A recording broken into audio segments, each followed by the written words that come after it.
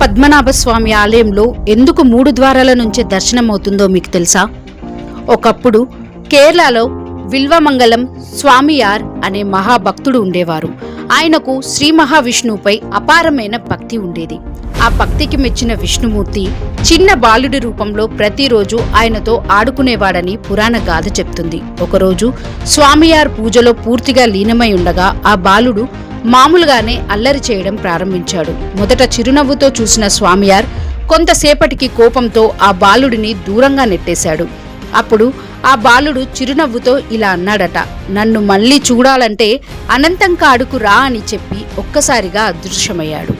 తాను చేసిన తప్పు తెలుసుకున్న విల్వమంగళం స్వామియార్ తీవ్ర పశ్చాత్తాపంతో ఆ బాలుడు కోసం వెతుకుతూ అడవులు గ్రామాలు దాటి చివరకు అనంతంకాడు అనే దట్టమైన అరణ్యానికి చేరుకున్నాడు. అక్కడ ఆయన చూసిన దృశ్యం సాధారణం కాదు. చిన్న బాలుడి స్థానంలో వేల తలల ఆదిశేషుడిపై అనంతంగా విశ్రాంతి తీసుకుంటున్న మహావిష్ణువు యొక్క విశ్వరూపం ప్రత్యక్షమైంది.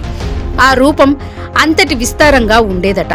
ఒక చివర కనిపిస్తే మరో చివర కనిపించని స్థాయిలో తలను ఒకవైపు, నాభి మరోవైపు, పాదాలను ఇంకా దూరంలో మాత్రమే చూడగలిగాడు. ఆ దివ్య రూపాన్ని చూసి స్వామియార్ భయభక్తులతో నమస్కరించి, ప్రభు, మీ ఈ అనంత స్వరూపాన్ని భక్తులు ఎలా దర్శించగలరు అని ప్రార్థించాడు. అప్పుడు మహావిష్ణువు తన రూపాన్ని భక్తులకు దర్శనమివ్వగల పరిమాణానికి తగ్గించాడని కథనం చెప్తుంది.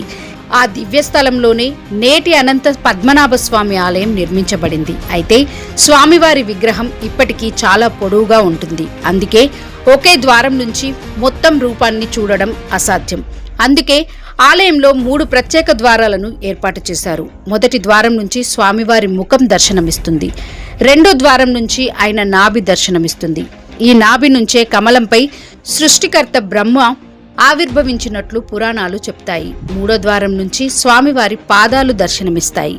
అందుకే భక్తులు ఈ 3 ద్వారాల ద్వారా దర్శనం పూర్తి చేసుకున్నప్పుడే మహావిష్ణువు యొక్క సంపూర్ణ అనంత స్వరూపాన్ని దర్శించినట్లుగా భావిస్తారు. అదే శ్రీ అనంత పద్మనాభ స్వామి ఆలయంలో 3 తలుపుల రహస్యమని ప్రసిద్ధి చెందిన పురాణ గాథ ఉంది.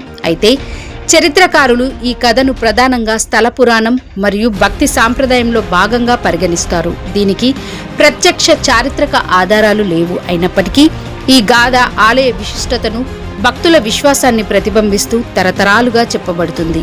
ఇంకా ఇలాంటి పురాణ రహస్యాలు, ఆలయ విశేషాలు, చరిత్రలో దాగిన నిజాలు తెలుసుకోవాలంటే మా NOF మిస్టరీ ఛానల్ని తప్పకుండా ఫాలో అవ్వండి.